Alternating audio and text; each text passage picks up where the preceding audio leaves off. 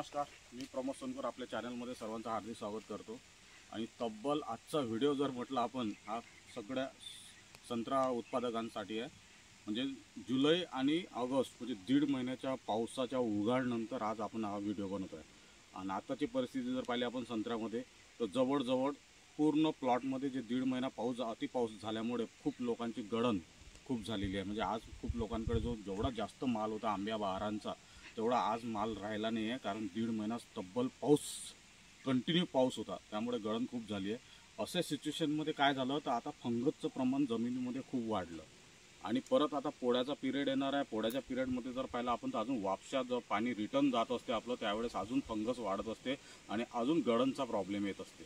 मग अशा सिच्युएशनमध्ये शेतकऱ्यांनी संत्रा उत्पादकांनी काय करायला पाहिजे, कुठल्या टाईपचे फंगिसाईडचे स्प्रिंग घ्यायला पाहिजे किंवा कुठल्या टाईपचं ड्रिंचिंग करायला पाहिजे, हे खूप मोस्ट इम्पॉर्टंट आहे। मार्केटमध्ये वेगळ्या प्रकारचे वेगळ्या मल्टीनॅशनल कंपन्याचे फंगिसाईड्स आहेत, पण आज खूप भारीतले फंगिसाईड वापरून सुद्धा गळणचे प्रॉब्लेम लोकांचे थांबलेले नाही आहे। त्याचं कॉम्बिनेशन कसं करायला पाहिजे, फंगिसाईड सोबत कुठले कंटेंट कॉम्बिनेशन करायला पाहिजे, ड्रिंचिंग कुठलं गेलं पाहिजे आणि स्प्रिंग कुठला गेला पाहिजे, हे खूप महत्त्वाचं आहे। म्हणजे काही संत्रा उत्पादक आपल्या चॅनलवर आहेत त्यांनी पटकन खाली दिलेल्या नंबरवर कॉल करायचा आहे आणि त्यांना योग्य मार्गदर्शन आपल्या चॅनलच्या माध्यमातून केलं जाणार आहे। प्लस ज्यांना पाहिजे त्यांनी कॉल करून व्हिजिटसुद्धा आपली घेऊ शकता।